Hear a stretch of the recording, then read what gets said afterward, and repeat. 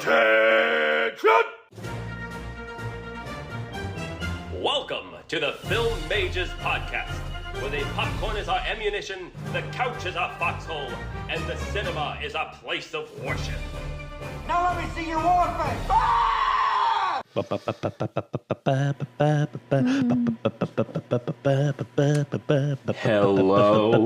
listeners. Hello. How's it going? It's a new week. It's a new week. It's a new week on the Film Majors. I'm Zack. New episode. I'm Mick. I'm Alexis.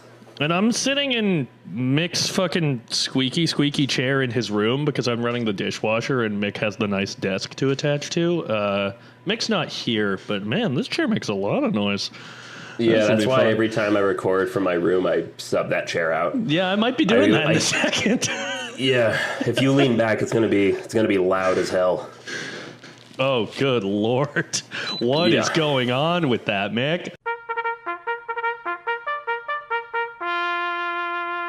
There you go. Yeah, I got into it. I'm gonna, what's going on is I'm gonna pop out. You guys have a little chat. I'm gonna go get another chair. Cool. Dang. Fantastic. Well, Mick, have you been able to watch any movies? Because I really have not. No, not at all. No, in fact, I've been so busy with overnights that I just... So, listeners, if you don't know what an overnight is, it's when you make a movie, you shoot overnight. So I've been having call times from like 6 p.m. to 6 a.m. and I finished my last Friday with a 7 p.m. to 7 a.m. and now I have to switch back to like a 6:30 a.m. call time. So I'm kind of all over the place with my sleep schedule. So I have not had time, nor the interest, nor the energy to watch anything. In fact, the one movie, the few movies I have seen. Yeah. Well, we'll get into it. I have had time to watch a couple movies for today's episode, but while we're in our subsection of this podcast, since we are the film majors and not the TV majors, we're not. I would like to point. God damn it, he's back. I'm back. You didn't even notice he's back. No, I sometimes I forget to put it on gallery view, so I can only see somebody when they. Got your ass. You're trying to make this the TV majors? You're trying to make it the TV majors? Guess again, fucker. I'm back. Okay, but I have a point to make about that, and that is that the very first movie we ever reviewed on this podcast is The Gentleman, and they have a Netflix TV series. My sister was raving about it the other day, and I was like, I'm telling you not. You still need to watch the movie. And she likes it? Oh, she loves this TV series. She already finished it. Okay. Yeah, actually, and then, so never mind. Wait, yeah, have you seen it? Have you seen it? I watched the first episode, and so far, so good. It's fun so far. Interesting. Yeah, so. Okay, Natalie says it pops off second episode. Okay, my friend Brooke, who that's like one of our passion films is The Gentleman, because we saw that together at a theater when it first came out. And I was very angry when I saw that movie because I ordered a hot dog and took 5 minutes to get my fucking hot dog, and I missed the intro to The Gentleman.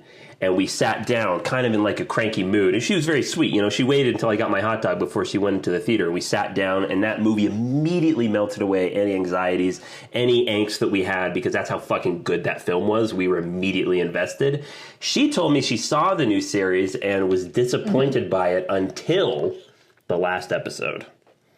Interesting. She said the last episode actually popped off. I mean, like, you know, Guy Ritchie, he's really good at condensing his movies into something like very succinct. You know, every line is kind of a banger, you know. Yeah, his movies are always very rapidly paced. So I definitely think that the TV series is it's not that rapidly paced, so I think it loses some of its Guy Ritchie-ness in that. But you know, she and I talked recently, and she was actually expressing she's a huge fan of Guy Ritchie, but was expressing disappointment. And I kind of get it, where she's like, essentially, she realized just how derivative his work is of itself. Like, kind of like every Guy Ritchie movie is the same movie. Yeah, man, that's a feature, not a bug. No, but sometimes he goes in directions that are not like his typical Guy Ritchie-ness, as you said, Alexis, and they're usually pretty awful. Yeah. Like, he did Aladdin, right? The live-action Aladdin? Yes, he did. Okay, so he did that, which is not derivative of his work, which is probably the biggest flaw of the movie. And then you have King Arthur. Kind of like it. Kind of likes the. I don't like that movie. Kind of good. Do you really like that movie? I don't think it's good, but I did have a fun time with it. It's got Mick, it's got a character called the Bone King. Like, you've got me. You pretty much got me. I do the bones. Yeah, but like the thing is, like, yes, his work is derivative of itself, but it's so good that we love it. Yeah, the King Arthur movie also has a character named Kung Fu George. So, like, I just can't be that mad at it. Like, it's not great. It's not one of his better movies, but it's kind of fun. Okay, but yeah, I think I'm going to check out the TV series just because it has Vinnie Jones in it and Ray Winston. So you got me. You put those two in a TV show together, I'm going to watch it. Yeah, there's this girl who's the owner of the farm, right? And she is actually one of the main characters from the UK TV series Skins. From like we're doubling down. 2006. We're just not the TV majors. What are we fucking doing here, Alexis? Who cares? A pox on your house. A pox on your house. My brain is big enough to hold both of those like series of information in my head. See, Skins was like the Euphoria of my generation. You know? Yes. Yeah, I kind of remember Skins being a thing. I feel how like Nicholas Holt got his start. Well, not how he got his start, but how he got really popular. Dev Patel was on that as well, right? He was, yes. Yeah, yes. he played the Monkey Man. I'm so fucking excited for that movie. Well, I'd like to take it back to TV just a little bit, or to film. See, but 1 second. No, you said TV. You can't take it back now. Scrambled. But here's the thing. Oftentimes, when we have a new guest on the show, we're like, oh yeah, so today we start each episode by talking about what's going on, and usually that means like, what movies have you seen, anything film related. But if you don't have anything film related, it's really just what's going on in your life. Yeah. So you could argue that if you have no film going on in your life and you only have TV happening in your life, then keep it to your fucking self. So that's the only thing that's not allowed in what's going on is television. Technically, I saw the Demon Slayer movie. But technically, also, the Demon Slayer movie is just, in fact, episodes all I fucking know. I know how anime works. How is the movie, Alexis? No, that's not normally. Is that just how a Demon works. Slayer thing? Okay. No. So I think the thing is that they put out Mugen Train, which was at that point not a part of. I'm really jazzed about just like this kind of cultural shift in what they're doing, because before anime movies used to always just be like a side thing. Like, it has nothing really to do with the main canon story, like the manga, right? Like a comic book has nothing to do with it, right? So you could like totally not watch those and get through like a whole series. But now, Demon Slayer, I think it's like just a really good marketing ploy for them to get people to actually come and see like a movie in theaters because you want to see the animation specifically. Like, I don't know. I think it was a good move, kind of, because originally the Mugen Train. What are you saying? Sorry, that's my weeb corner sound effect. Please continue. Zach, I can't believe you would question our resident weeaboo master here. I never what would. exactly anime movies are. Listen. I shouldn't. I asked because I wanted to know. So please, Alexis. Yeah, okay, but so before, the movies usually just were a standalone thing and you technically didn't have to watch them and watch the rest of the series. But now Demon Slayer has done this thing where they take, like, when they did Mugen Train, it hadn't been released as a TV series yet, but then when they released the next season, we were like, what the fuck? It's just the fucking movie that you put out. And so now that they're doing another movie, it's just like they're doing like the last episode of the arc that just finished, and then they're giving you something new from the next season. Which is still cool because it's nice to like watch those fights and just the animation on a big screen. I don't know. For me, it's fun. I would, as a fan of Demon Slayer, I would say that seeing that stuff on the big screen would be pretty tight. Mm-hmm. It's very cool. I mean, the colors are so vibrant, you know? So, yeah. Well, I watched a movie. What'd you see? Oh, really? Well, tonight I'm going to see Love Lies Bleeding, which I'm really excited for. Oh, I'm going to see that tomorrow with my sister. Fuck yeah, let's go. But I watched Constantine, starring Keanu Reeves, and it was all right. I watched that movie, and I was like, man, if I had seen this when I was 13 years old, I would have lost my goddamn mind. This would have been my favorite fucking movie. As it stands, it's all right. You know, I think it's got like more kind of creativity and, you know, visually interesting, like world building stuff going on than most comic book movies do. And, you know, it's got Tilda Swinton as the Archangel Gabriel, which is like kind of fucking genius casting. Yeah. But yeah, I don't know. I would tend to agree with Mick's statement that it's kind of a mid movie. Didn't rock my world. I've attempted to watch Constantine probably 3 times, and every time I look at the description and I look at some stills from it and I go, this looks fun. This looks like it could be good. And I watch it and I go, it's never good. It's never good. Like, I always want it to be better than what is given to you. It's kind of, I don't know why I'm always tricked into it. It's kind of a mid-tier Hellboy in some ways. Yeah. You know, I didn't mind it. But the one other thing that we have not yet discussed, and, you know, we're right on schedule with this, is the Academy Awards. Listeners, if you listen to the episode Chitty Chitty Bang Bang, that actually just dropped the day that we're recording this. You'd think that we'd be talking about it in that episode, but that's just not how that's not how the podcast world works. Sometimes you have to record things in advance, and as of this recording, the Academy Awards have actually happened. Yes, we lied to you last time. What an award ceremony it was. My goodness. We need to get rid of Jimmy Kimmel as a culture. I'm done with him. I don't think he's a good host. LOL. I don't think he's a good host. He's fine. He does what he needs to do. He's like an Oscar host that they grew in a lab.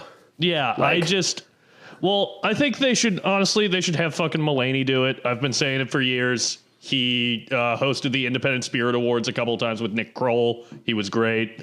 He hosted the Governor's Ball this past year, was great at that. He presented at the Oscars. His bit was very funny. Just let him do it. Let him do it. Yeah, society.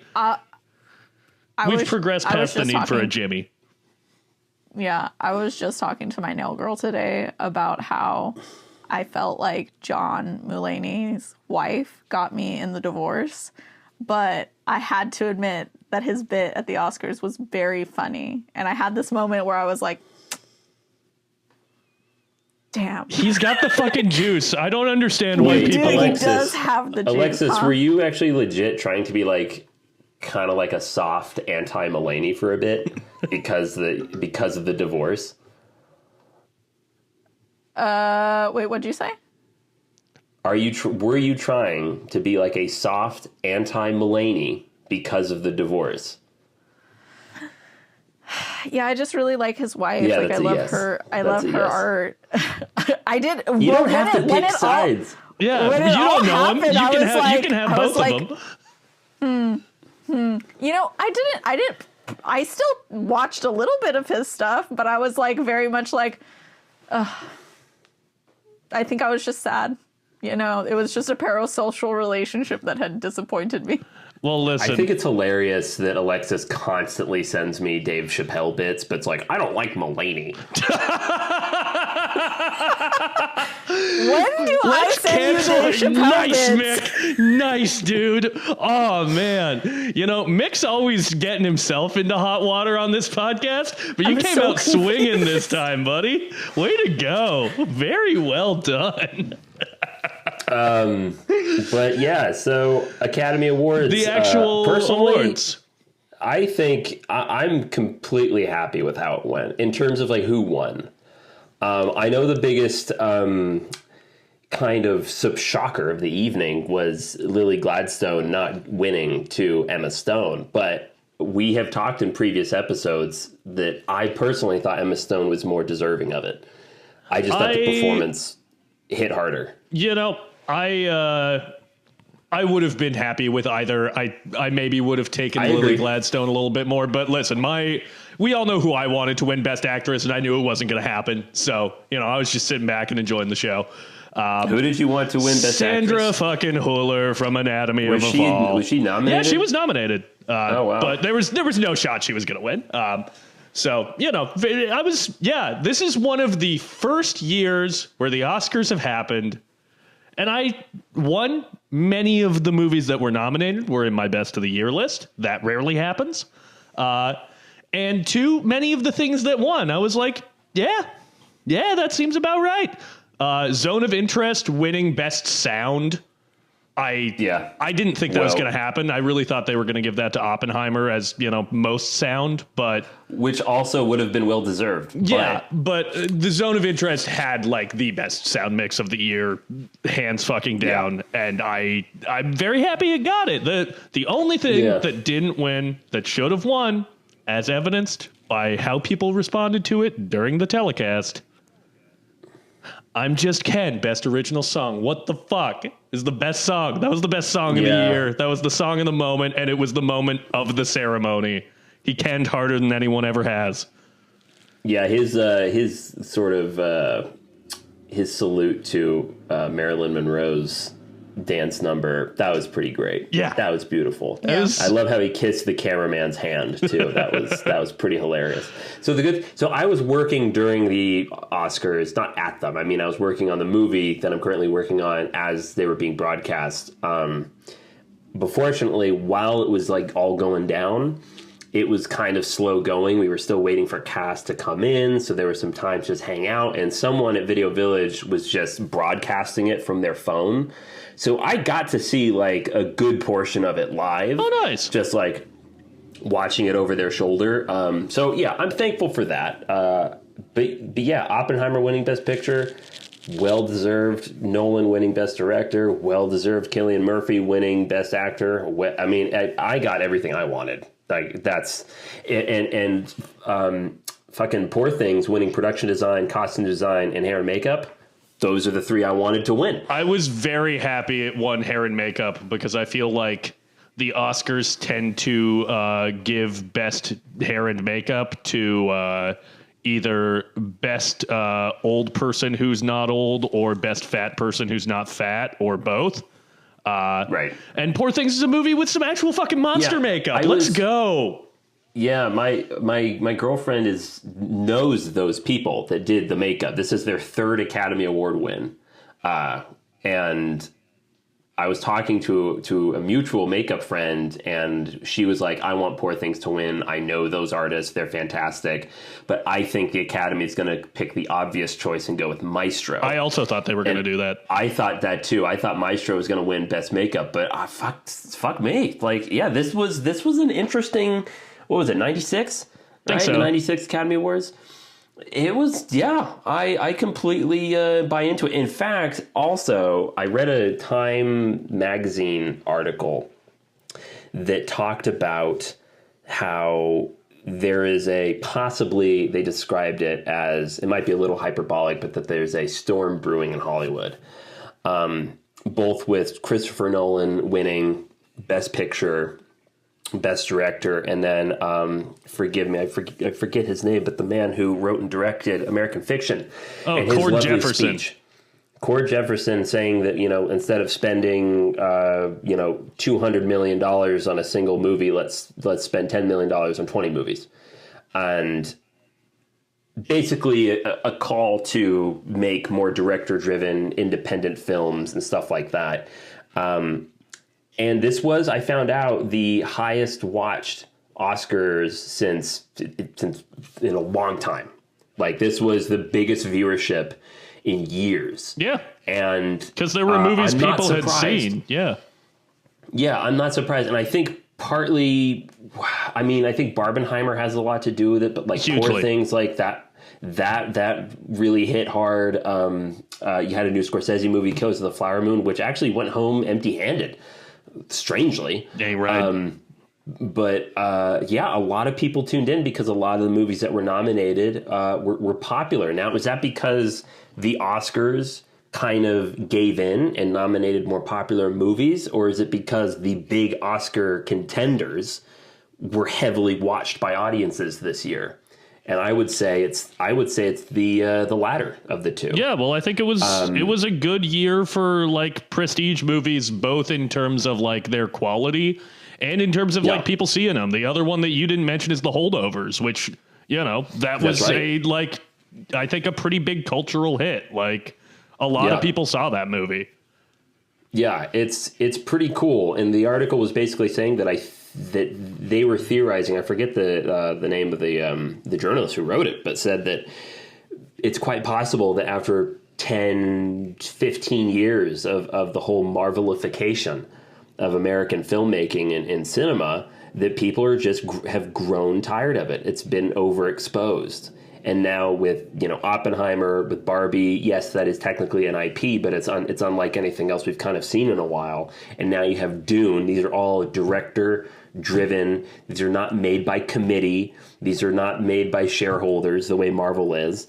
It's possible that the tide is shifting a bit. In fact, right now I'm reading a book by author Mark Harris called Pictures at a Revolution, which is about basically what could be happening right now, but what happened in the 1960s when you had all these massive tentpole, either historical epics or roadshow musicals. Yeah, your Chitty Chitty Bang Bangs of the world. Right. Sound of Music, Dr. Dolittle. In fact, that's one of the ones that they're talking about in the book, is how that system started to collapse. And then you had American New Wave, because you also had the Hays Code back then. You had people moving on to, wow, European cinema, Japanese cinema is so fantastic. It's giving me so much more than what American movies are giving me. And then that gave way to American New Wave that took over in the late 60s into the 70s. And it's possible, and I'm just kind of starting to see a little bit of parallels here from that book and then also that article I read with the Oscars this year, that something could be changing. I don't know. We'll see. But again, how many movies does Marvel have slated for next year? I don't know.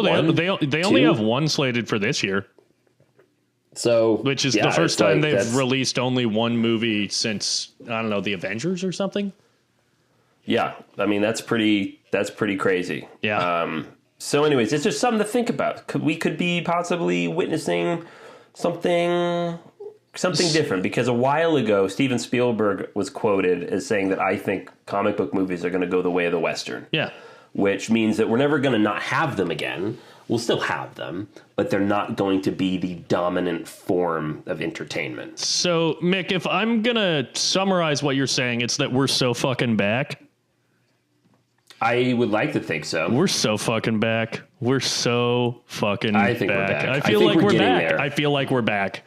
I'd also like to issue a quick congratulations to Alexis's boy, Godzilla, for winning Best Supporting Actor. Is entirely deserved. He gave a great performance. Really believed him in that film. So I was happy to see him win. Godzilla -1 winning Best VFX. That was another one. I was like, hell yeah. Like, look, I would have loved to have seen the creator win. That one or Godzilla -1. That was a thing. There were so many nominated this year for different categories. I was like, yeah, it could go either way and I'd be happy. But I'm glad the Godzilla -1 won Best VFX. Was it real that the people who were there to part of the VFX team or whatever, that they were wearing little like shoes that had like Godzilla kind of stuff on it? Yeah. That was so cool. I was like, hell yeah. It's pretty tight. Yeah, you work that fashion, Zilla. What's up? Yeah. I mean, you know, he's been in the industry for like 70 years, so it's high time that he's been acknowledged. Isn't it like 38 movies or something? Yeah. Yeah. It's a lot. That's a lot of movies. That's a lot of work. But he's been working hard. He has. He's kind of the Nick Cage of kaiju. You know, he does a lot of work. That's true. Also, he does a lot of work. He really sends it every time. He sure does. And Speaking of Nicolas Cage, did you see that meme of, so you know how Best Actor, they had a bunch of former Best Actors up there? Okay, this is the other thing I'd like to say about the Oscars telecast. Didn't love that. They should have shown fucking, where are the clips? Where are the clips from the movies?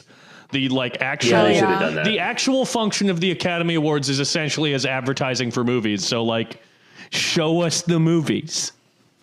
Yeah, I agree with that. But there was this great meme I saw with Cillian Murphy had just won the Academy Award, and you had up there, you had Nicolas Cage, you had a bunch of other former winners up there. You had Brendan Fraser and a few others, and it said that, do we all agree that this should be the cast of next year's biggest heist film? And I was like, absolutely. Oh my God. I want to see all those National people Treasure in a single 3, film. let's do it. That'd be fantastic. Robert Downey Jr. won. Yeah. How do we feel about that? I'm happy about it. I love his speech because I was literally just watching a video on TikTok the other day about how like, I think in his speech he said like he has said that like if he wasn't an actor he'd be dead. He'd be in prison. Yeah. Yeah. Mm-hmm. And I think because like of the age that we are, we don't really understand the context of like that people genuinely thought that he was gonna like either like overdose or like was never gonna get out of prison like after all this stuff was going down. So like he's really had a comeback. He couldn't get any major acting gigs because no studio would insure him. Yeah. He was too much of a liability. Mel Gibson was the person who fucking put up the money for a bond for him for like a movie in the early 2000s. Yeah. Hell yeah, Alexis. I'm glad you're giving the proper shout out that he deserves. Oh, yeah. No, everybody loves him, and he's never done anything Zach, you really, wrong. you I really, did not why say does the anything guy whose positive. girlfriend is I'm Jewish just have a telling problem you- with Mel Gibson? I'm just telling you the history of Robert Downey Jr. I was not making any comment. Mick, you take things a whole different direction than I meant them. I swear to God, like Hey, Mick he has a lot of problems. Obviously, he has a lot of problems, but you have to admit he's a damn good actor and a damn good filmmaker. Oh my God. The Patriot, I do kind of. Braveheart, or like some of my family's The favorite Patriot movies was in growing up. fucking heavy rotation for me. My dad loves that movie. That was one of the first like R-rated movies I saw any of. It was the fucking hatchet scene in The Patriot. Oh. Anyways, let's get out of fucking both Mel Gibson corner and what's going on.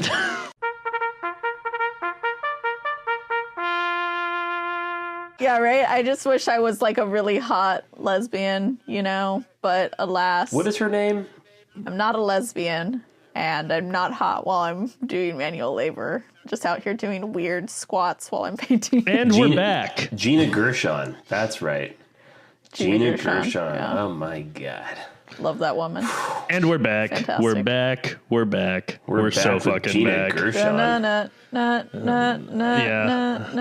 So we are still in. Musical March. Here it comes. Here's that dance number that everyone It's been wants. going on forever. Yeah, I know. It does feel like it's been going on forever. I think it feels so that way because this always happens, and that feels like it goes on. Yeah, Zach, kill it. Kill the music. What? Oh, sorry. All right. You're entirely in control of when that gets cut off. I know. I'm in control of it. You're the one who let lets go. it fucking ride. So I let it go, I don't want to admit hear that. complaints about it. So, Anyway. I always wonder what people think. I always wonder what people think when we're doing like our. I don't know if I would call the annoying things that I do bits, but I do know that I am annoying sometimes. No, you call them bits. I think You're doing bits. I don't know. I might be with Audience- Alexis on this one. I don't know if she's doing bits. Yeah, I know. Sometimes I'm just being me. Yeah. Wow, Alexis, you don't have to fucking rag on yourself like this. Goddamn, show some fucking pride in yourself, girl. No, I just mean I'm just like that with like a lot of like all of my family, I'm just always needling. I'm just like, what? How much more can I do? You know. What's our topic? We are talking about sequels that improve on the original. Okay, good. Because in the group chat you said best sequels. I think it's more interesting to talk about sequels that are better than the original, because if you're talking about what are great sequels, like you can talk. Yeah. No, I agree. Like because I was ready to. You can just kind of throw out a bunch of names. I was ready to come into this episode guns blazing. Like, how dare you use that topic to describe this? But I mean, we could. Let's not. But you know what? I would also like to fundamentally disagree with this one, because I feel like this topic doesn't apply to these movies. That's fucking insane. But I'm putting a pin in that. You're a fucking madman for that. I'm putting a pin in it. I'd like to start with the Evil Dead 2. I agree with that. That's a good one. Evil Dead 2 is an improvement on the original in basically every way. It looks better. It brings in the element of slapstick comedy that went on to kind of define the franchise. I think it's Bruce Campbell's best performance. And it's one of the greatest films ever made. So Evil Dead 2 would be my pick for a sequel that's better than the original. The second Christian Bale Batman movie. The Dark Knight?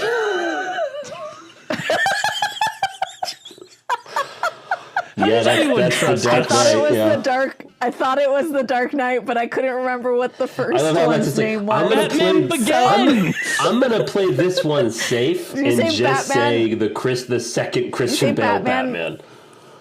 Say Batman again. Batman Begins. Batman Begins. Oh, not Batman again. To this day, I'm not 100% sure I've even seen Batman Begins. It's a good movie. Just that I've seen The Dark Knight a bunch of times. Great. Because every time somebody's like Batman Begins, I'm like, what are you talking about? You know what? Okay, actually, no. I think that's great. I think that as a podcast, it's fantastic that we can be so out of touch that we're like, the second Christian Bale Batman movie.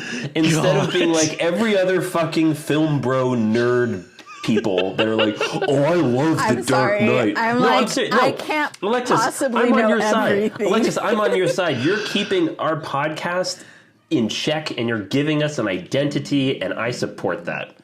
I love that. God bless. But yeah, no, I'd agree with that. I think I agree. I think The Dark Knight's better than Bat. But yeah, they're very different.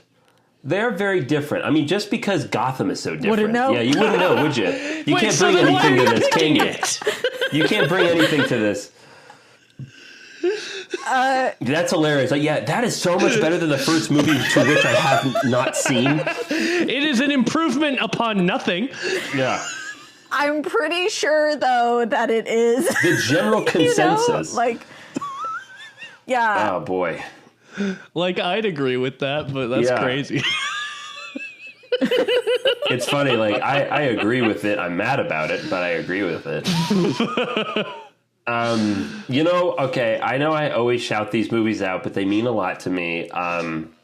Mad Max Road Warrior was a huge improvement on the first Mad Max film. Now, the first Mad Max film, very low budget, very independent Australian cinema. But ask most Australian actors, to which I know most of them, and they all say that Mad Max 2, or as in the States, Mad Max Road Warrior, was a watershed moment in Australian cinema that kind of created, most Australian filmmakers and actors agree that you can basically trace their entire current film infrastructure, because a lot of movies are made there. They have studios there in Sydney and Melbourne, and it kind of all comes back to Mad Max 2. It was such a big moment. It says so much about the culture down there, and it's just such a blast. It's one of the best post-apocalyptic car chase movies, full stop.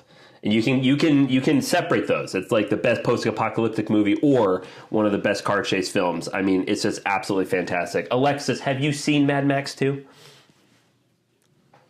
No. Great.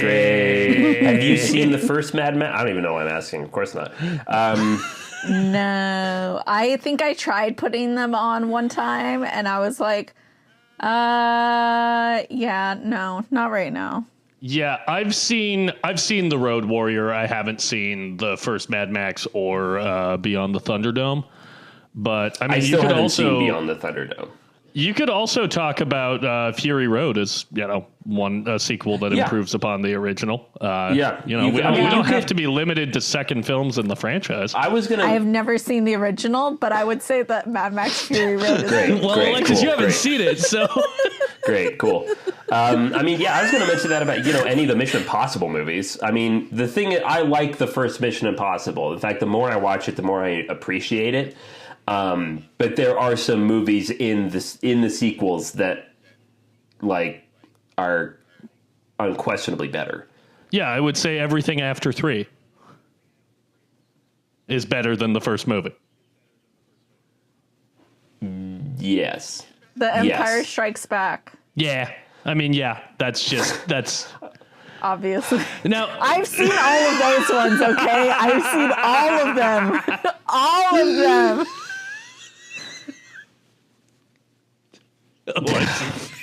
You're the fucking hero of this show. But what? You're the fucking lifeblood this show runs on. Yeah, otherwise we would just have two pretentious white men from Oregon, one who does Tarantino bits and the other one I don't do Tarantino bits. I invite him on the show. Trying to get put on the Homeland Security's list. I quite honestly don't know which one of those applies to which of us. Yeah, that's Alexis, fair. You're gonna have to be more specific. Which perhaps proves her point. Yeah, kind of got us. Not gonna lie. I just thought of one, and then I fucking forgot it. All right, well, we lost it because I was so funny. I got one. Okay, I got one. I got a big one. I got a big. Are you gonna fucking say it? I might, but I might not. I don't know. I might just fucking say it. I might let this hang. Damn. Hey, I think the first film has a lot of merit. I think it's good. But I think when you take Terminator 2 Judgment Day and you compare it to the first one, that's a big improvement. That's a really big improvement. Yeah, that's a jump. That's a jump for sure. Because that's the thing. That's like a sci-fi. Would you describe that as a sci-fi dystopian type vibe, or just a sci-fi? Yeah. It's a sci-fi action film. The first one is like a sci-fi horror slasher film. Yeah, it's a trick that James Cameron has pulled twice. Yes, I think it improves. Although I wouldn't necessarily say that Aliens is a better movie than Alien. See, I was just going to ask that. As a group, what do we think? Do we think Aliens is better than Alien? No. Because I think there is an argument that could be made. I love Aliens, but Alien is one of the fucking scariest movies ever made. I love Alien. That movie's so good. Actually... I've seen all of them, and I think Alien is better than Aliens. Really? Yeah. Wow. See, I think I might be doing a hot take and say that I think I deep down agree with both of you. Okay. Alexis, you had something? Aliens. I really do like Aliens, but man, you watch the 4K remaster of Alien, you're like, yeah, I don't think it gets much better than this. Yeah. Can we count Mission I can count. Impossible? The one that comes after Ghost Protocol. Oh, so Rogue Fallout, Nation? Is it? Rogue Nation, yeah. Or Fallout. We can count it. Fallout. Or Dead Reckoning. Never mind. What are we talking about? What are you trying to do here? Where are you going with this? What are you trying to do here? Whoa! Boy, she got me with that one, folks. Got him! Got his ass. That was a Lebowski comeback right there. Yep. Yeah, well, what are you trying to do here? Oh, man. Got my ass. Got your ass. I would say Before Sunset, I think, is a seen slight it. improvement on Before Sunrise. I still need I've to see only Before seen Midnight. Before Sunrise. I mean, great film, but I think I like Before Sunset even a little more. Wait, you guys, what about Paddington 2? I know you guys are both Goated. fans. Goated, has the sauce, has You know the what? juice. I finally saw Paddington 2, and I don't know if it's better than the first one. Oh, I think it's miles Really? better. And I think they're pretty on par with each other. In fact, I think what happened was Paddington 2 was so hyped for me that when I finally saw it, I was like, I don't know if I find this any more whimsical or any more lovely and charming than the first one. I think I just have a big soft spot for the first one. Interesting. Zack. The thing, yes. Sha. No, go ahead. Finish your thought because I have somewhere else completely to take Okay, us. well, the thing that I wanted to say is like Paddington. I think the thing that I find so delightful and such like an escalation that makes Paddington 2 the movie that I like more is that it like kind of takes a structural view of Paddington's goodness. Like in the first movie, Paddington is making the lives of this family better. In the second movie, Paddington is actively making like an entire country better. And it's heartwarming and delightful. And also Hugh Grant gives maybe the performance of his career. No. LOL. Yeah. Fucking It's yeah, not, it's absolutely. not the performance of his career. It might be. It might That's be. your favorite Hugh Grant performance? He's so good in that movie. Are you fucking kidding of course me? He's Hugh Grant. He's good in everything. It's not bad. That's my favorite Hugh Grant performance. I think it is. Give me The Gentleman. That's my favorite for sure. Yeah, no, I'm Love that one. Paddington too. He's got the juice. Alexis, you were going to let Zach finish, and then you were going to say something. Yeah, Zach, did you watch that video that I sent you of Night of the Creeps? Oh, yeah, I didn't watch the video because I didn't want to see any more of it, but I saw that you had discovered what your killer slug movie was that you brought up months ago on this podcast. Yes. Yeah, no, I'm so remember happy this, for Nick? you. Wait, what is this? It's called... Okay, so I was like, oh, there's a movie, like it's a horror movie. I remember watching it on some random channel on TV, but I don't remember what the name is, but there's like killer slugs in it. And I finally figured out what the movie is, and it's called Night of the Creeps. Which I Night have of the not Creeps. seen, but it's going on my right. list. I thought you were talking about Slither, and you said no. Night of the Creeps. Yeah. What era is it? And then, I'm not 80s, I think. Great, you sold me. I'm not I'm not pointing any like fingers or anything, but I did, ask for the audience help, and I received no assistance. But like most things in my life, I helped myself. You're goddamn right. Yep. Yes, that's right. I found it. Well, I will be rewatching that this year. Yeah, I will be putting Right. that on my list. In fact, I just looked it up, and it is already on my list. Of course it is. Well, would we like to transition ourselves into talking about the films that we came here to talk about? No, because I have Yes. one last question. Which is better, Shrek or Shrek 2? Oh, That's a tough one, right? I was thinking about that, but I think that Shrek is technically the superior movie, but I think that Shrek 2 is more fun. See, I watched Shrek 2 way more than I watched the first Shrek. Because Shrek 2 is like a bop. It's got the Godmother song in it, and it's so catchy. this is like the hardest question I've ever been asked in my life. Boom. Oh, so the guy who directed Night of the Creeps also directed RoboCop 3 and The Monster Squad. Oh my god, RoboCop 3 and Monster Squad? Dude. Yes. Fuck off, man. Some quintessential 80s movies. I've heard somewhat good things about Monster Squad. I cannot say the same for RoboCop 3. No, I have never seen RoboCop 3. Why would Yeah, I technically own RoboCop 3, and I've never once put it on. Oh man, Mick, you're gonna have to come back to me next episode, man. Listeners. You've put me in a Sophie's Choice situation. Listeners, please let us know. What do you think? What is the superior Shrek film, Shrek or Shrek 2? Because I don't even know if I'm sure of that one. That's a tough one. Yeah. Well, speaking of Sophie's Choice, we've got a film starring Meryl Streep to talk about today, and it's 2008's Mamma Mia, directed by Phyllida Lloyd, and stars Meryl Streep, Amanda Seyfried, Pierce Brosnan, Colin Firth, and Stellan Skarsgård.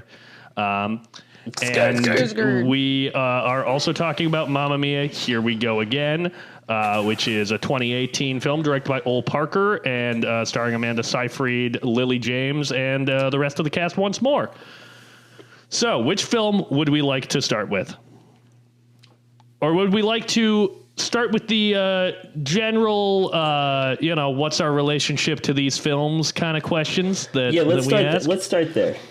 Okay, well, that's always a good jumping off point. I'll start with me. I like structure because I had probably heard of Mamma Mia as like a stage musical, and I vaguely remembered the first movie coming out, and then I kind of fucking forgot about him. Never really thought about him again. And then during the pandemic, I moved back to Eugene, Oregon, out of my apartment with Mick Munyai, and was feeling, fairly isolated from my like film community. I didn't have another annoying white fella to yell at about movies. This lead up is making no sense. Anyways, so this is all to say that I was watching a lot of video essays at the time and came across a Patrick H. Willems video that was, about Mamma Mia, Here We Go Again, and how it's a good sequel. And I was like, okay, that's weird. Have never thought about these movies. And then I kind of promptly forgot about it again. And then my friends Hadley and Amelia, who were in the University of Oregon Women's A Cappella Group, DeVisi, were like, here, come over to our place. We're going to get extremely wine drunk and watch Mamma Mia. And I was like, fuck it. Sure. And it was a blast. I had a fucking grand old time. I was schmammered and I was getting into the spirit. And that Patrick Willems video kind of came back to mind. And I was like, you know what? Yeah, I'll take a crack at Mamma Mia, Here We Go Again. And I watched it by myself and I was shocked and delighted. I was shocked and delighted by this film. Thought it was a genuinely good movie, whereas the first movie is fun if you're drunk, but is not good in my opinion. And that is my relationship to these films. Alexis? So I saw Mamma Mia when it came out in theaters. 2008. Which, I think at the 2008, yeah. I was like either coming out of 8th grade or I was a freshman. Hey, that's the same year that the second Christian Bale Batman movie came out. Yeah, that's true. That's true. I saw that in theaters too. Yeah, definitely. I definitely didn't see the first one in theaters, and that may be why I don't remember it, Could be. It just didn't leave as much of an impression, which further reinstates the fact that it may be the lesser of the movies. Anyways, Mamma Mia, saw it in theaters, had never seen Mamma Mia, Here We Go Again, like all the way through until last night / today. I had seen clips of it because, I fell asleep in the middle of the movies. Well, see, the thing is that I pause it and then I'm like, I'm just going to take nappy. And then the nappy is very long. Don't look at me like that, Wait, so Mick. it's nappy just became sleepy? Yes. Okay. I don't. Yeah, I'm not like just checky. I don't. Just checky if nappy became sleepy. By the way, The Dark Knight and Mamma Mia came out the same weekend in 2008. Really? So then I saw them very close together. Gee, I wonder which one I would have seen. Probably Mamma Mia. I actually didn't see any of them. I distinctly remember not seeing The Dark Knight in theaters. Yeah, I missed The Dark Knight as well. I was little and my parents wouldn't let me go. The second Christian Bale Batman. If we're being politically correct. It's been fucking retitled. Yeah, but, just for continuity's sake, I think we should keep to the second Christian Bale Batman. I 100% agree. Right. The Christian Bale second Batman movie. Yep. Yep. So Anyways, getting back to the goddamn movie. Loved Mamma Mia. I'm kind of agreeing with Mick. I'm not certain that I like the sequel more than I like the first so movie. crazy to me. Okay, Thank Mick, you. please, your point. That's insanity, but go ahead. Is it my turn? Okay. Yes. So, Mamma Mia. I'm just going to say it because I actually had never had this thought until this very moment. This is a live thought. I don't like the words Mamma Mia put together. Mamma There's Mia. something about there's Why? something about that sound. Mamma There's Mia. something about it that just annoys me, and I think that's been partly why I have managed to avoid this film for what, 16 years? It's 16 years old, right? Yep. I've never seen Mamma Mia. I've seen clips of it by accident, and I always thought that's a movie I wouldn't like. And I didn't even realize there was a sequel until maybe like a month or so ago when I walked into my own living room and it was playing on a television. Yeah. And that's right. They made a sequel. Okay. A superior And sequel. that was that thought. And I think you could say that I've actively avoided these movies up until this podcast came into my life. And I had to watch them. I had to watch them on my days off in between work. You'll fucking had receive to. no quarter. You'll receive I no had fucking to quarter, do it. sir. And my co-hosts, to which you listeners might be aware, Alexis Aviti and Zachary Harris. Specifically, I think Zach Harris. I think I might isolate you on this one. Have said, I believe in the last episode, Mick, you might actually end up liking them. Like you The might. second movie. Like there's a possibility that yes, Mick, I know you're being a curmudgeon. I mean, you haven't seen them yet. This is technically just ignorance. Ignorance that you just haven't seen them yet. You have an idea of what these movies are, and then when you actually see them, you might actually enjoy them. And folks, am I here to tell you that I have never been so insulted in my life to think that I might actually like this?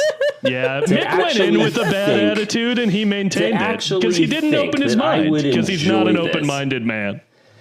Listen, I went That's into true. this. Yeah. I went into this open-minded because I was No, like, you know what, didn't. Mick? Roll the last think about episode it. back. Zach, you weren't there when I first turned it on the television. You were not there. I actually thought, you know what?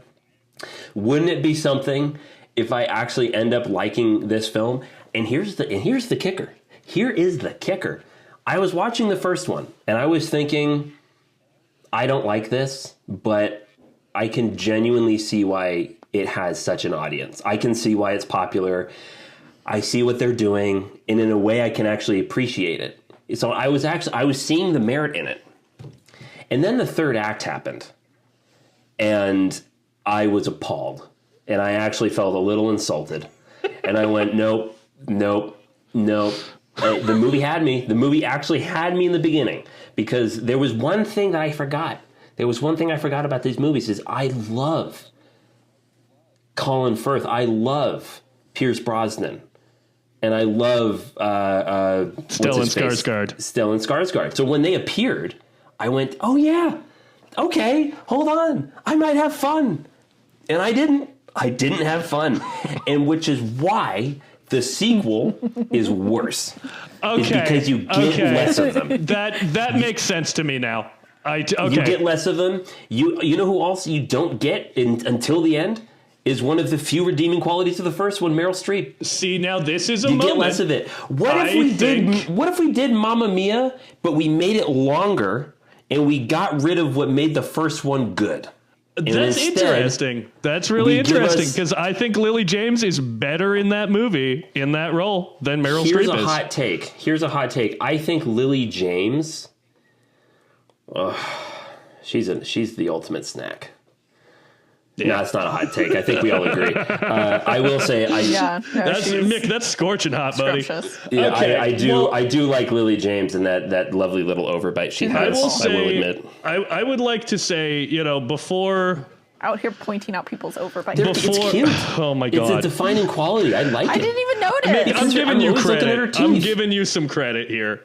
I will say that I was completely baffled as to why you would say that the first movie is better than the second. As a Stellan Skarsgård, Colin Firth fan, that makes sense to me. I would say that I think the second movie just has more of a fucking story. The second movie is a movie that you don't need. I think you do. I think it makes it a more compelling watch, and I think the songs are better. When you're making the songs are absolutely better. When you were making a Chardonnay flavored cream puff of a film, you don't need fucking story. It helps. You don't need story, and helps. that's what the first film actually understood, which is like, let's not actually. I should have. I wish I hadn't have wasted my fucking choice on fucking Little Shop of Horrors because I could have forced you guys to watch Burlesque. Yeah, you could have made us watch a bad movie instead of a good one. Another movie from like 2008. Oh boy. Zach, make your point. I, for the record, am happy that we watched Little Shop of Horrors. But no, I would say that the first Mamma Mia, full disclosure, is a film that I have never watched sober, and I probably never will. See, I did watch these sober. Yeah, well, that's tough, buddy. And I liked the first one more. That's crazy. That's craziness. Because I think that is just like, it is a movie that is like completely like narratively insane and barely hangs together. It is a movie that features many people who cannot sing doing their darndest. Oh my God. And it looks bad. It Yeah, looks visually worse than the second film. The second film looks pretty good. Has a story that I enjoy. Has people singing. Yeah, but the second film looks less real.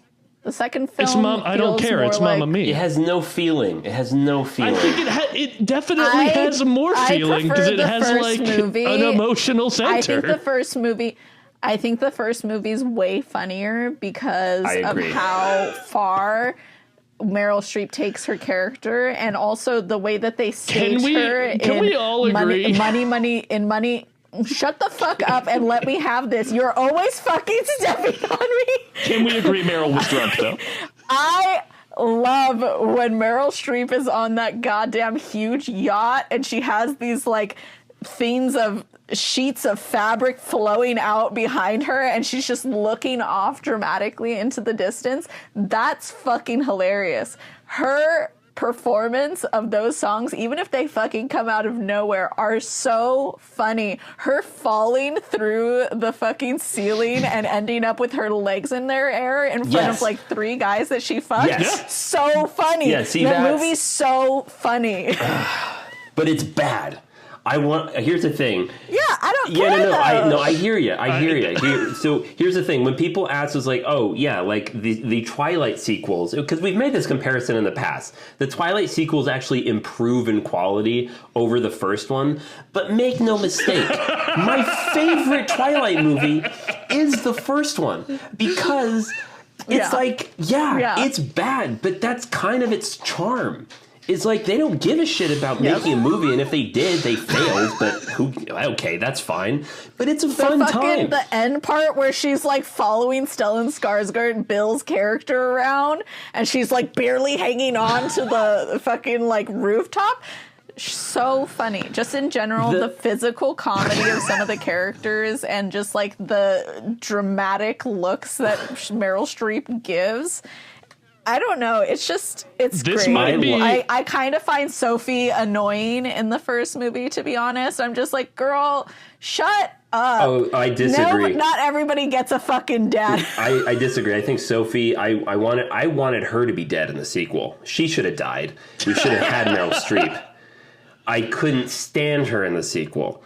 Oh my God. Honestly, I haven't. Okay, so Zach, you mentioned the previous. I don't think episode. I like her in either movie, to be honest. Yeah, she's a fucking wet blanket like I've never seen one before. She's a blanket that you find at the bottom in the Titanic wreckage. That's how wet she is. So, Zach, love you your said that fucking aquatic metaphors. Jesus, I do. dude. Hey, at least these movies give me boats. I get boats, so it threw me a bone. But Zach, you mentioned that the last Dancing episode on the boat, though. Zach mentioned in the previous episode where we covered Chitty Chitty Bang Bang that he thinks that out of all of the movies that we've had to review, that Chitty Chitty Bang Bang was the hardest watch. Yes. For him.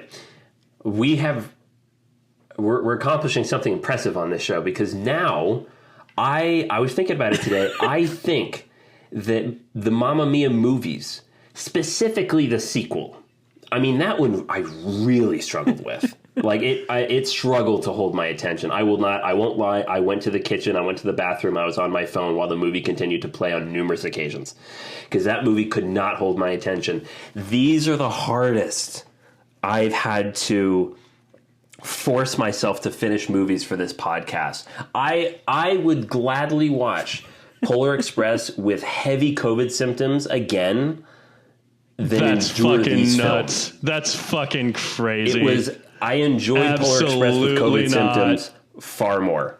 There's no Far fucking more. shot. That's so Mick, funny. that's because you were trapped in a room and you had no other source of stimulation. Of course it's Yeah, going and to seem that's better. how I felt. And that's what made this worse was because I wasn't trapped in Yeah, a room you had and I had other other options. sources and I had other options and yet I couldn't act on them because I had to watch this.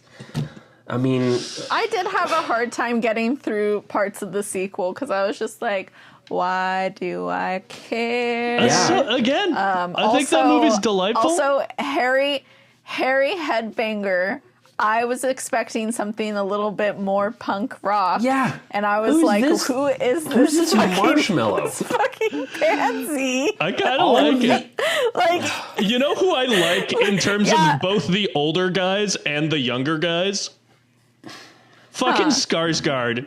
Old Skarsgård and Bill. young Skarsgård both have the Riz. They're the Rizzler. Everybody knows it. yeah, I would say so. I was like, Sam, you're so sweet. You're fucking pathetic right now. Like he just left after she sent him away. He's like, oh yeah, no, I'm just gonna leave. Anyways, I know he went and he broke up with his fiance, but then he comes back and he finds out she's with somebody else and he doesn't wait. Fuck that guy. He never fucking deserved her. Fuck him. No doubt. He also can't fucking sing. He also, oh my God, Pierce Brosnan. That was the one thing in the first movie that I was like, this might make me shut this movie Gun off right in now. mouth. He's dreadful. Gun He's in fucking mouth. so bad. I was like, don't they do training or something before the movie? So- I know they do. So Stellan Skarsgård recently had to do my career review for fucking Variety or whatever it is, and because he's doing press for Dune 2, he plays the Baron, and he, of course, Mamma Mia comes up because for whatever reason this is a pillar of cinema, and he talked about Goddamn his right. character, and when he got the script, he's have you seen the interview with him? Yes, I know this. But it's a great quote, please. Well, I don't know the exact quote, but Zach, you might be able to help me out with this. But he was like, so, yeah, I read the script, and I was like, it's a musical. I can't sing, and I can't dance. But then I found out that Pierce Brosnan and Colin Firth are playing the other guys, and I'm like, oh, well, they definitely can't sing, and they definitely can't dance. So, okay, yeah, I'll do it. And he quickly realized that kind of the whole point of this isn't for them to be good. It's just that they're the male bimbos. Yeah, they're the of bimbo. this story. So And if the roles were reversed, they would be the female characters that can't sing, can't dance, but they're there because they look pretty, and that's fine. Like I think that's cool. I like the role reversal. I think And everyone deserves to have that. But it solidifies my thought, which is that these movies never intended to be good, and that just I I don't think that that's true because I get a lot of genuine joy from watching the first movie, like seeing the two separate trios of girls hang out and like, you know, kind of like with their active camaraderie with each other is very fun, keeps up a lot of the energy.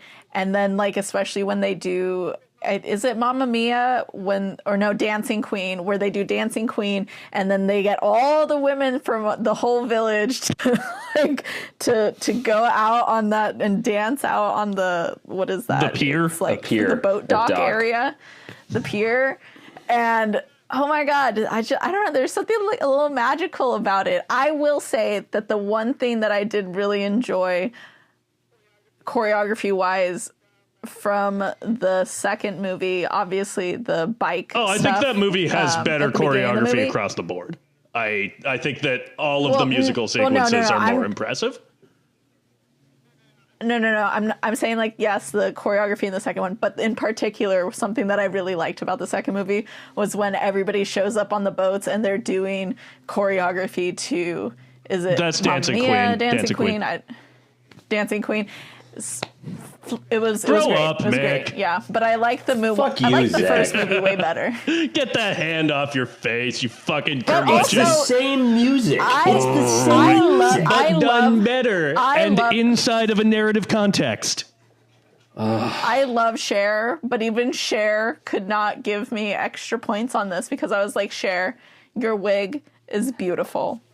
Okay. But what is this song? Yeah. Okay. Thank you. I knew Cher was coming because I that was the scene that I've walked in on in the past. And guys, Cher plays the grandmother. I know. There is a 3-year age difference between her and Meryl Streep. Cher is 3 years older. Mick, this happened in the was last the other movie. This thing, is happened in that- Chitty Chitty Bang Bang. Dick Van Dyke's dad is older than him. Yeah. It's the I know. movies.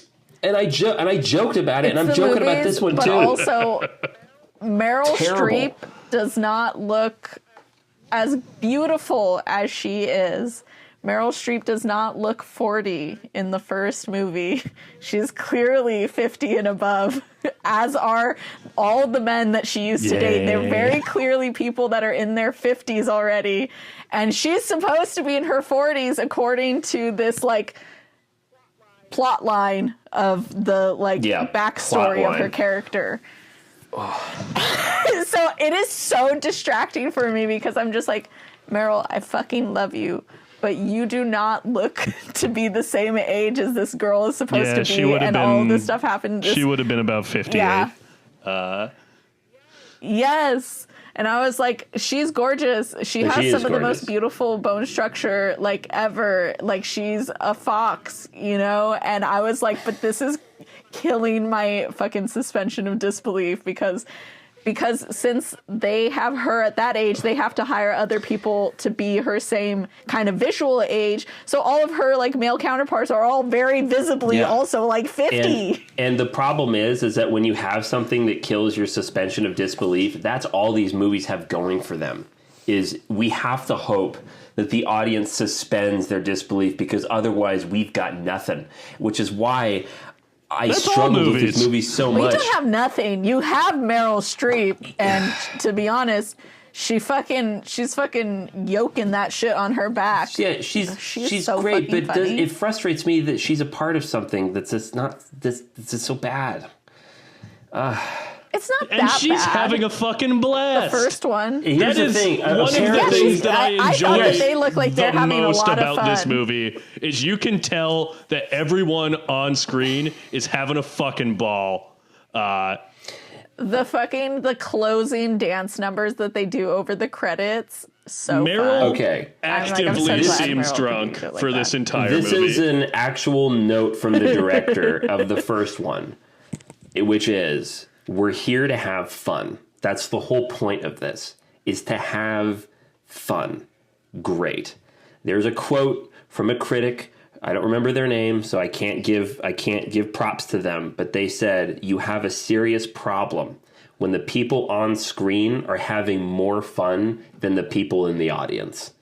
And that is how I feel about this. Like, I'm just watching all of these people having a blast, and I don't care. It doesn't give me any reason to care. In fact, here's why I have such a problem with, but actually both of them, but specifically the first one, is what is the point of this movie, right? What is the point? The point is, that's not the point. The point, I mean from a plot point. What is the point? The point is this girl, Amanda Seyfried, she is trying to find which one of these three men that her mom had this history with is the actual dad, right? And she wants to get married. She wants to have them attend her wedding so that she can get married, okay? That's how the movie is set up. How does it end? We don't know who the dad is, and she doesn't get married. Yeah, man. This is a waste of time. This is meaningless. Nothing matters. She has a dad. She has 3 1/3 dads, and if She's you got 3 remember dads math, that's one whole dad. Yeah, great. You know, polygamy is fantastic. I mean, it actually is. I'm not saying that as a dig, but Somebody left a letterbox review that said something like, sometimes having a family is a mom, who's drunk? no dad, a gay dad, 2 straight dads, and 2 vodka aunts. Oh my god, that wedding sequence was unreal. So bad. When Pierce Brosnan kneels down and proposes to Meryl Streep at the wedding that was supposed to be Amanda Seyfried's, after she's like, yeah, you know what? Maybe I actually don't want to get married. Funny because I'm like, why are they getting married? They just barely rekindled. Yeah, it's all bullshit. It's all bullshit. It's, oh my god. Oh. Yes, but then you have the whole Julie Walters character. What's her name? Fucked if I remember. Exactly. Okay, yeah. She's going after Bill, and she's like, I'm gonna make a toast, and then she gets up on the table, and then she starts chasing this man around. I don't know. There's just something about that movie. It's so extremely cringe, and yet there's just so much It's fun. extremely funny for me to hear Mick list problems with the first movie, because those are entirely valid criticisms of the movie, buddy. But the thing that you didn't have access to is the beautiful power of a nice glass of red wine, because it just makes it kind of ding off you. No. Honestly, all joking aside, I'm sure that being drunk would make... I mean, being drunk makes everything better. Okay, but specifically... including driving. The thing...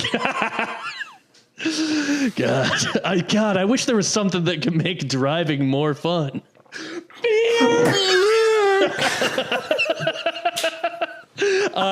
No, but what I think the thing that I have said about the 2 Mamma Mia movies is that the first Mamma Mia movie seems like a film that was made both by and for your drunk aunt. Whereas the second one feels like it was made for your drunk aunt, but was made by actual filmmakers. And I enjoy it more as a movie. I think it's a better picture. And that's why I think the first one's better. Which I will say, I think that's a totally valid argument for the first movie. I like the Twilight comparison. Mamma Mia is so off sometimes that it's almost camp. Yes. And I think that's what makes the first movie so good.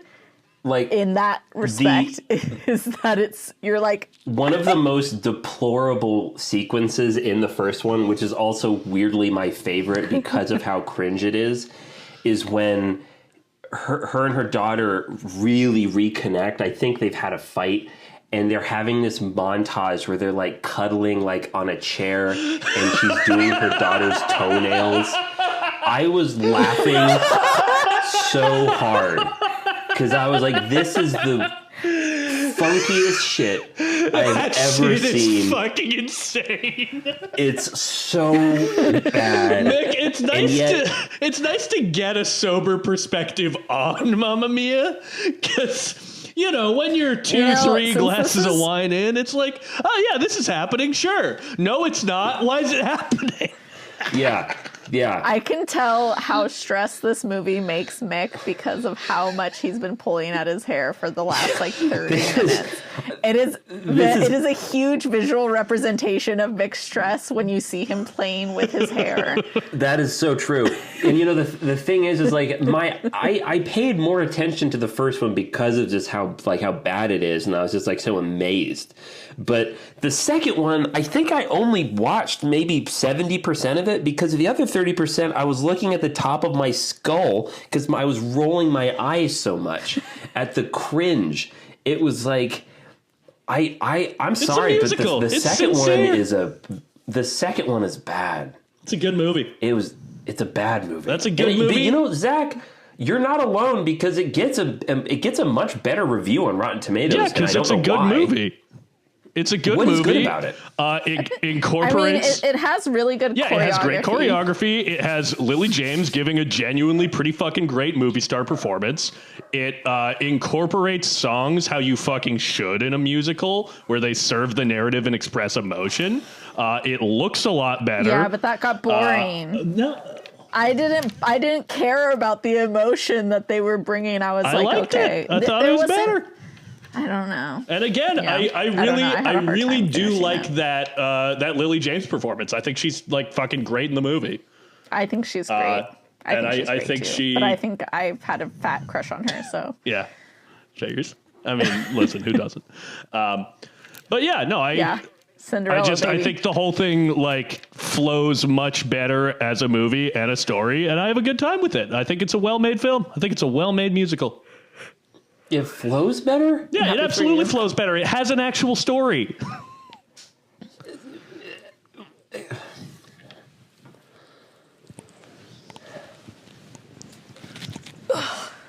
What? It does.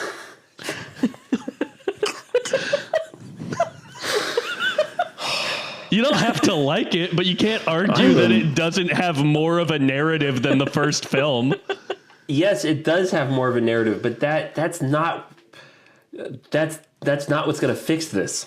That's not what's going to fix this at all. Well, Nick, nothing's going to fix it for you because you hate musicals, and you hate musicals specifically driven by the notion that you're going to get musical numbers. That's the draw. I don't hate musicals. I just have an aversion against them. I tend to avoid them. I don't hate them. I just hate them. It's not true. I know a musical that Mick likes. There are numerous musicals that I like. In fact, there were other candidates for last week's episode musicals that I enjoy that I didn't pick. So I don't hate musicals. I don't hate the genre. I'm not drawn to them. These I do hate. In fact, you know what? My whole reasoning why I don't generally like musicals, or I tend to avoid them. Mamma Mia and its subsequent sequel is the poster child for why I struggle with this kind of stuff. Because especially in the sequel, I was kind of watching the story unfold, and then they would do this thing that drove me up the wall, which is they would start singing, and it would just take me out of it so hard. That's the point. The singing is the point. Oh God, they're doing it again. And also, here's the hottest take. This is an actual hot take. I think I'm going to say something that perhaps people wouldn't expect. I'm not a big ABBA fan. Yeah, that doesn't surprise me. You don't seem like you would be a big ABBA fan. I wasn't particularly an ABBA fan until I got MK Ultra'd with Wine in this movie. Yeah, see, that's the thing is I have a playlist on my phone. I tend to like older music, generally speaking. But I have a playlist that I've curated on Spotify, which is basically music from the 60s, 70s, and 80s, some of my favorite. And it's, I think, now 33 hours long. And it has all of the stuff that you would imagine from those eras. The two glaring omissions, and I scrolled through my playlist prior to this episode to make absolutely sure. The two glaring omissions is I don't have anything from the Eagles, and I don't have anything from ABBA. Neither of those artists made it on, and I'll tell you what, the Eagles has a better chance of making it on my playlist than ABBA. I don't hate ABBA. I think, I listen to the music, and I'm like, okay, I can see why this is good. It is good. They're catchy. They're well mixed. Yeah, it's good dance music. Yeah, It's great. I have It's a great feeling dance that music. like ABBA's had a like really hardcore resurgence in the last like 4 years with the newer generation because of the sound bites that they use on TikTok. Like a lot of like dance trends or like other trends have been just like clips from like ABBA, like different ABBA songs that even I was like, oh, I didn't know that was an ABBA song, you know? Yeah.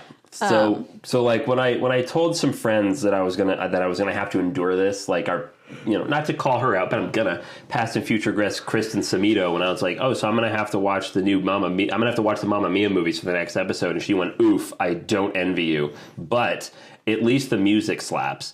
I was watching it and I was going, yeah, see, even the music, I don't even dig the music that much. It doesn't. Well, I will say it doesn't. If you're not loving the music, particularly in the first movie, you are not going to be helped by some of the vocalists. Fucking Yeah. like Brosnan catches a lot of heat, but most Amanda Seyfried has a good voice. Obviously, she's in Les Mis. Oh yeah, she but does. like Yeah. many people in the first Mamma Mia movie cannot sing. They're singing like your drunk aunt slurring at a wedding. But you know what? It's kind of fun. That's part of the Julie charm. Walters. Yeah, the Chiquitita, her and fucking Christine Baranski, like slumping themselves Christine Baranski, over a fucking I toilet love stall. the two of them. That shit was so funny when you have her singing at the top and then you hear her struggling and then you look down and it's Julie Walters and she clearly has her on her back. They're funny. I like them. I would love to have friends like them. Yeah. I'd like to hang out This with is those a movie ladies. about friendship, Yeah, it guys. is. It's a movie about all of the ladies that you would both have a great time with and be very scared to bump into at your friend's wedding. And I think that's beautiful. As someone who has an affinity for older women, I did appreciate the song in the first one where that bartender is clearly thirsting after. Yeah. And she's singing about how something about like I'm too hot for you or something like that, and then all the men end up collapsing like on the beach. That's so cringe. But you know what? I kept putting myself in the shoes of a like 48-year-old menopausal woman, white woman, to be honest, and thinking, yeah, this is fun. This is a good time. I'm glad this movie exists. This is one not for the girlies, but for the ladies. This is one for the ladies. 100%. And that's great. 100%. And that's great. Look, the ladies should have movies for them. I am 1,000% Mick, you are advocate for that. describing the exact mindset that I enter when I watch these things, man. That's great. But here's the deal: is that I had to do it. I had to do it sober, and you know what? That's okay. Being sober has its perks, but it also has its drawbacks. And one of the drawbacks of being sober is having to watch Mamma Mia. To be honest, I am the drunk aunt of my God bless. family. So, yeah. And like, I feel like there's always been like a little old lady like deep inside me. So, like, that's probably why I feel such an affinity to the first Well, you movie. know- That's weird because I always feel like I'm always deep inside an old lady. You're gross. I'm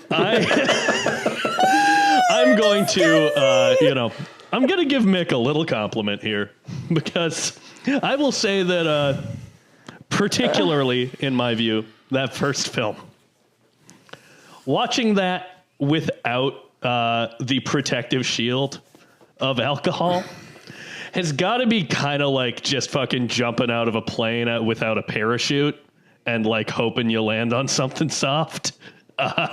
Because I truly can't fathom watching 2008's Mamma Mia without the healing power of alcohol. Because it is the thing that puts me into my drunk aunt mindset that, makes me love this film. So credit to you for exploring territory that I think has never been explored before. Yeah. Thank you. I appreciate that. Yeah, no, this was tough. I can tell you that I will not watch these movies again. If maybe by a miracle I am very drunk in the future and someone that I am trying to shag wants to watch it, I'll watch it. And I'll hopefully interrupt the movie halfway through. But I can tell you, I'm not gonna see this again. I'm not gonna do that to myself. I have too much self-respect. I have too much aspirations and goals in life. Yeah, this was a tough one. Who's a wet blanket now? This was a tough one. God. This was tough. But you know what? I'm not looking for a sympathy because I know I'm not going to get it. I know. I know that these movies. I know that these movies are very popular, and that's what's very interesting about it. Because I kept watching them through the viewpoint of like, why are these so famous? Why are these so hyped? And I think I really struggle with your mainstream cookie cutter, lit like a sitcom Adam Sandler films. I can't stand those types of movies. Yeah. And this is very much cut from the same cloth. This is very much like My Big Fat Greek Wedding 3, which I saw parts of on an airplane. I 100% disagree with that. It is cut from the same cloth. It is simply, there's as I said, is a Chardonnay. It is a Chardonnay flavored cream puff. That is how it's meant to go down easy. It's meant to hug you. It's meant to turn off your brain, have a good time, have a mimosa, do all that stuff, and that's great. Yes, those movies exist for a reason because there is an audience that is willing to pay money for it. But last night, as I was watching Mamma Mia, here we go again. I really wanted to, because I was watching it on my weekend. I was watching it on a weekend where I was having to recover from a night of overnights and then going into regular day shifts. And the one movie that I actually wanted to watch that I thought would make me feel a lot better was Trainspotting. I had a craving to watch Trainspotting. What? Yeah, which I think says something about me. Because I put on Mamma Mia, here we go again, going... I was like, this might be the perfect film to watch because it'll feel good. You know, it's not challenging at all. It's inoffensive. This might be the exact type of thing I should watch, and it ended up not being that. But yeah, it's just I can see why they are loved so much by a certain type of film goer. They're the type of film goer that go on Carnival cruises. Hey, that's fuck off, buddy. For. They're the type of movies that people like to go on cruises, and they're going to watch Mamma Mia. They're going to watch the Mamma Mia stage show. It's nice to be able to enjoy various different types of film, as opposed to just one, you know? You can contain multitudes Zack, you know as a I film enjoy goer. all different types of films. Yeah. You know I enjoy different types of films. You know. Hey, Zach, listen I really here, enjoyed buddy. the second Christian Bale Batman Zach, movie. hold on, Alexis. I have to light Zach's ass on fire for a second if you bear with me here. But Zach, Don't you come at me saying that isn't it great that you can enjoy different types of movies when all you can do is just go in on kitchen sink dramas, which in fact a lot of them are really good. No, so it's okay to have a certain type of thing. Here's a type of thing that I don't particularly have an affinity for or an affection for. It's just not for me. It's not for me. That's it. I tried it. What's not for me? What am I hardcore against? Is it action? I don't know if you're hardcore against anything. I mean, yeah, you're not a big action person. Yeah. In fact, here's a question that I wanted to ask you, Alexis, because Zach said that Chitty Chitty Bang Bang was his most eye and ear bleeding experience of the podcast. This has now been mine. I will gladly take Curse Christmas over Mamma Mia 1 and 2. Alexis, what have we done on this show that has really been bad for you? That's a great question. You guys should like go forward in the conversation so I can look at our list of movies really quick. The fact that you I don't need to remember. The fact that you don't have one off the top of your head makes me think that you don't have one. Yeah, there isn't one that immediately springs to mind. Because for me, it's Chitty Chitty Bang Bang, hardest watch, not worst movie, but hardest watch. Then probably Jack Frost. Then probably The Polar Express / A Christmas Carol. Those are probably my big three tough ones. Elvis is probably number 4, but that's just because I had to watch it so many times. I would put Mamma Mia 1 and 2 as by far and away the hardest watch for me. I think number 2 is gonna come in The Grinch. That's my number 2. All Baranski. You're anti-Baranski, I'm telling you. And 3 might be Polar Express. I don't know. I mean, those movies are just so fucking visually repellent. One thing I'd like to push. Yeah, I think the hardest scene to watch was probably Peggy Sue Got Married and that movie Only Yesterday. Oh, you know what? Those ones were kind of boring. Those weren't hard watches for me, but Peggy Sue Got Married was definitely a slog. And All About Eve. I wouldn't say that any of them were like. Wait, what? I was very tired that day, and I find classic movies to be very peaceful. I love All About Eve. And I was laying All down. About Eve made my favorite first time watches of last year. Yeah, that was probably that's my top 5 like first time watches for this show. I'm not saying it wasn't a good movie. See, we have a different rating system on what is hard to get through because I actually don't find it that hard to like get through a ton of movies. Maybe I would actually count Mamma Mia, Here We Go Again, because I did have a hard time kind of finishing it. After the Cher song kind of disappointed me, I was like, what more do I have to live for with this movie? And then they brought in a baby, and I was like, this was what I was living for. Fuck the baby. Okay. No, we've come full circle. It's nice. She's taken over the family business. A la Michael Corleone. I hear it. I hear you. I see you. I'm listening to you, and I don't like the baby. I don't care about the baby.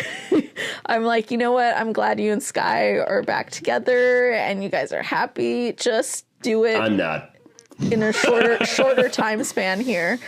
Yeah, no. So I think it was, and I'm not saying, I was just saying like, movies that were harder to get through because they were a little slower, and that is a hard thing for me because I have a hard time paying attention to things sometimes. Fair enough.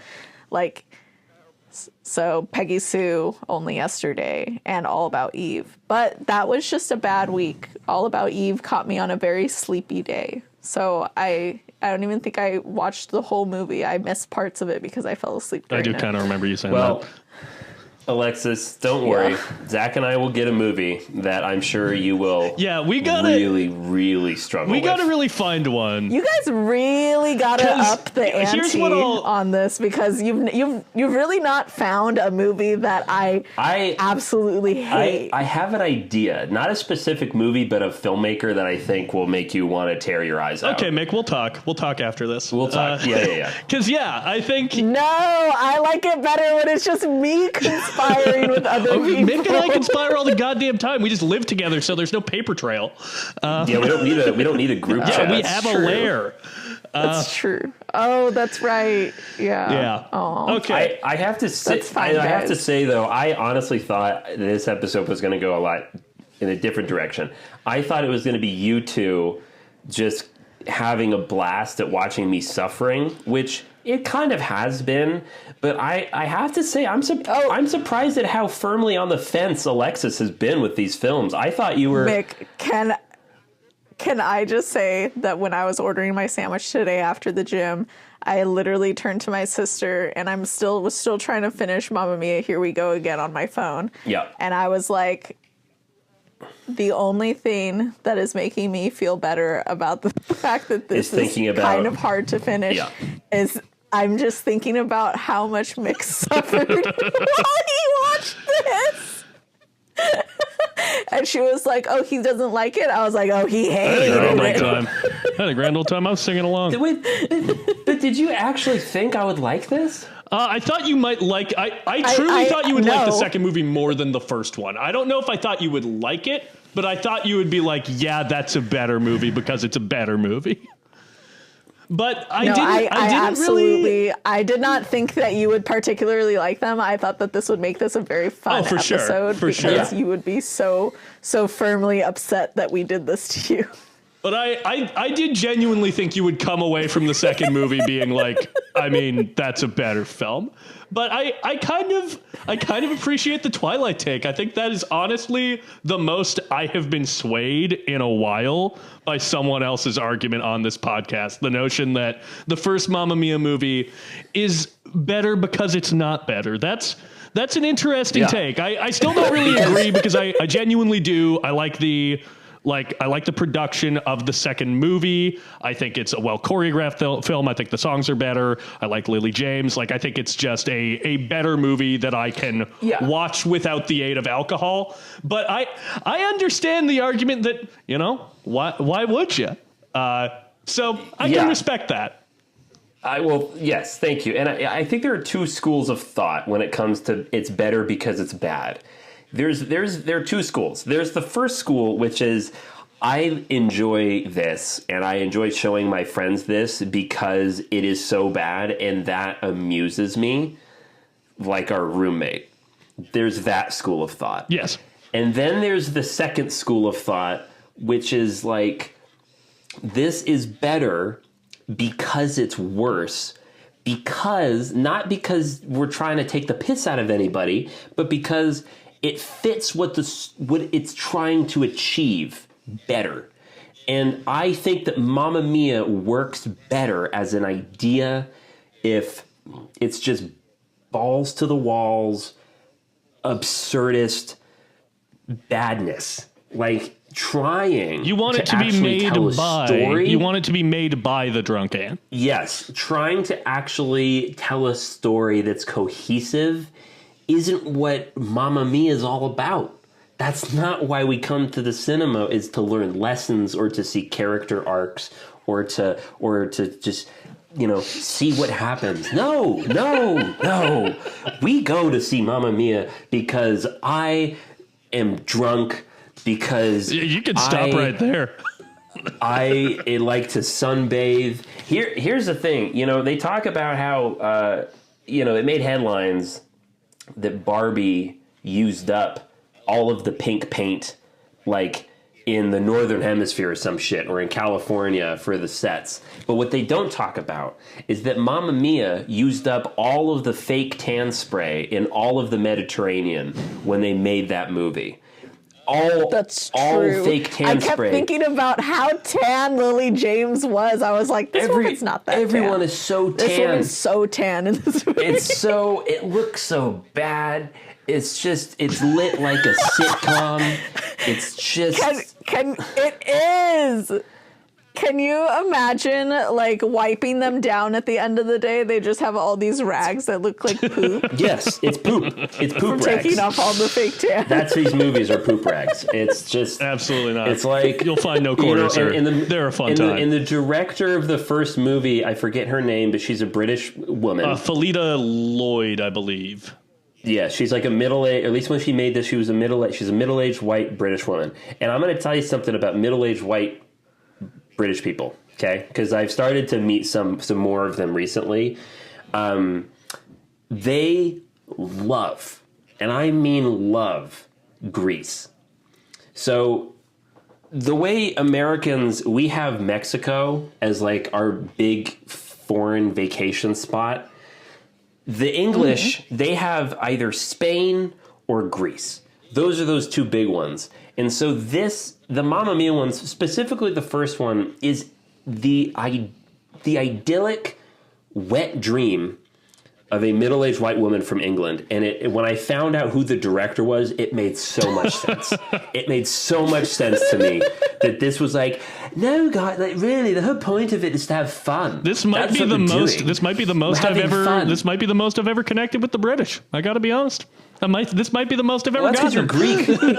Yeah, That's because you're Greek. Oppa! Honestly, I had an actual thought I had watching the first Mamma Mia movie. That scene, Alexis, that you were like, oh, like the whole gaggle of lady dancers are going down the dock, and you see that shot of like the local Greek guys just like, hey, that was like a good time over there. I was like, I honestly thought to myself, how far has the Greek culture fallen? Oh my God! Like they used to have. Listen, they used to have empires. we've been fucking coasting off democracy for a while. They used to be a nation of violence and glory. Yeah, and now we're a fucking and nation of philosophy. fucking chilling in olives. What's better than that, bro? This is the equivalent of hummus, where they forgot to add garlic and lemon. It's just chickpea and tahini. Absolutely not. It's a film what this filled is. with It's just garlic so and lemons and bland. probably olives too. Oh my God! This is those rice wrapped grape leaves, but they forgot to pickle the grape leaves. It's just raw grape leaves. Absolutely really not. sad. You're never gonna. You can't Guys. be accusing this movie of not being Greek enough. You just can't. It's got no spice. Guys. Oh no. Guys, all right. Do we have that much more to say about Mamma Mia? Because I got to get back to work, and we're about to hit the runtime of the first movie, and I think that should be our cutoff. Yeah, we can probably. Let's, we can probably get out of here. Mick, final thoughts? no. Alexis, final thoughts? Not that I have no final thoughts, but that is my final thought, which is no. That you had a very long final thought, Mick. The first movie's kind of camp. I love it. Even with Pierce Brosnan butchering my eardrum. Second movie couldn't be saved even by Cher, which is really sad for me because I fucking love Cher. And I even love Cher in that really not great movie Burlesque with Christina Aguilera. So I think it really says something. Yeah, that really. I think I talked so much shit during this episode, and I didn't mean that doesn't even touch what you're saying, Alexis. That summarized it perfectly. And for my money, I will say that the first movie is a like drunk movie classic. It's absolutely camp. It's insane. It's not good, but it is fun. The second movie, good movie, great choreography, genuine kind of star-making performance from Lily James. I like it. I don't think it's a masterpiece, but I like it. I think it's a good movie. And with that. Hold on. I will say I want to end this. I want to end this on a semi-positive note. I will say that while I don't want to come across as being anti-fun. I love having fun. There's so many movies and so many different genres that I have fun with. This is just not my type of fun. But I'm so happy that there are movies that are out there for this demographic of audience and people, and I'm glad they're having fun. For middle-aged British ladies. That's at the end of the day, I want people to feel like they feel seen and that they can have a good time. And so because of that, there you are. Here we go again. Here we go again. Well, we're at our final episode of Musical March. It's a 5 Friday month, which must have been a real kick in the balls to my boy. So what are we wrapping up on? This is it's been, some trials and tribulations for everyone in some way. A couple of us in more ways over the past couple episodes. I feel like Alexis has been skirting by, man. Alexis She's been skating by gleefully. Like I often am, I can coast by on the suffering of other people. So I am for our final episode of Musical March. What are we doing, guys? How are we alleviating Mick's suffering? Oh, we know what we're doing. Well, go ahead, man. All right, so to take this isn't my pick. This is a bit of a collective pick. We had some talking behind the scenes here, but for our last pick of Musical March to take us out of this glorious rose-tinted month, a beautiful month for spring, we will be reviewing Baz Luhrmann's Moulin Rouge, which I am personally very excited for. That is from 2001. 2001 Moulin Rouge. And you can find it... Hell yeah, guys. Well, you can find it most places that you stream your films. You're probably going to have to rent it, or you can watch it on the... Or you own it, Yeah. as every person in this world should. Yes, you should own Moulin Rouge. I've owned multiple copies over the years because I watched it so much. You know, if you're our audience and you've heard my thoughts on Elvis and Baz Luhrmann as a director in general, you might be surprised about my feelings on this movie. But we'll get into that next week.